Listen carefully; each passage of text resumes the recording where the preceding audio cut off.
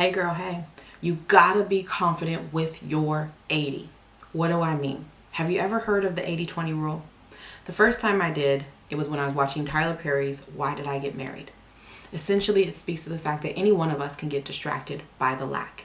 Any one of us could go chasing after what we feel we're missing out on or what we wish we had. Greener grass, right? But what we fail to realize is that more often than not, we're leaving behind our 80 crops with healthy roots that maybe just need some tending to, some pruning and some care. Relationships that are already in existence, holding loyalty and security and honest encouragement. But it's way too familiar. We're bored and we're convinced that the 20% IG promises we're missing out on is worth chasing after. We are on day 4 of our 30-day journey into the discovery of who you are, who God says you are, and who He is. So what does the 80-20 rule have to do with your who? Well, for me specifically, I can remember early on in my marriage, once again, still living in the deficit mindset, where I was very easily overwhelmed with guilt or shame when I felt that there was a lack that was my responsibility. I would begrudgingly force myself to fill in that void. So what I mean is, if let's say dinner wasn't done, and most likely because we didn't have any money, we didn't have any groceries, so what was I going to do anyways? But if that was not taken care of, it felt like my responsibility. And when I couldn't make something happen, I would then subtract from or believe others were subtracting from my worth. And that wasn't the only example, right? I mean, if the house wasn't clean, if the kids weren't bathed, put together, and well-mannered, if I didn't pull myself together in some attractive way, if I didn't or was unwilling to show up intimately, these were all so many opportunities for me to subtract from my worth. When my kids were in kindergarten, they used to call it bucket tipping. I was tipping my own bucket instead of filling it up because I was trying to be every woman. And don't get me wrong.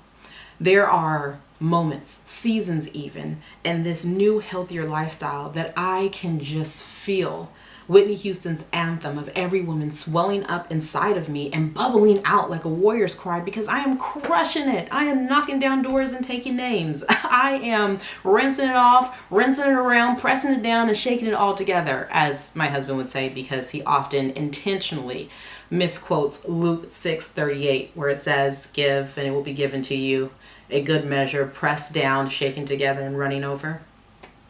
But seriously, the desire to, the pressure to be everything to everyone at all times is unrealistic. That is not my job. That is not your job. We can let our cape show from time to time. We can show up as the she hero, but we're no one's savior. The world has already been saved, so we can put that responsibility down. It is not your job to maintain your spouse's happiness, and it's no one else's job to maintain yours. As a matter of fact, we are so busy in the pursuit of happiness that I believe we're missing it. The way to a fulfilling life is not in the whims of happiness. It's in love, it's in joy, it's in hope, it's in faith and patience and self-control. It's in fruitfulness. Happiness is the counterfeit to real joy, and the pursuit of it is chasing the 20%.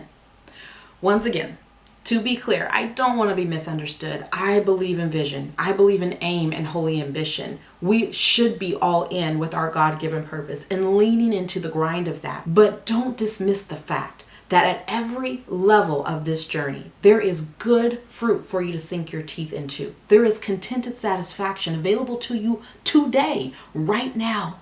Girl, you're 80, who God says you are, who He's created you to be, who He's called you to, and what He's equipped you with is far superior than any 20.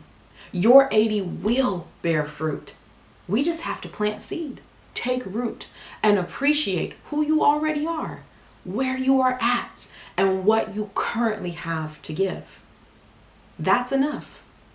You are enough. So, your assignment, I want to invite you to revisit the homework, the comment section, in day 1, 2, and 3. I don't want to dismiss or quickly pass by the effectiveness and the power that lies in the simplicity of those assignments. I'm holding space for you to truly commit to trying on those verses, personalizing them and making them count for you today. Also, the 21 days of honest reflection, taking that prayer, getting in front of the mirror and speaking life over yourself so that you can be confident in your 80. I want to hear from you. I want to know how this is landing, how it's resonating with you, how it's helping you to see the bigger picture of who God says you are, because that's who you truly are. Girl, trust God. Do not fear, because it is a choice.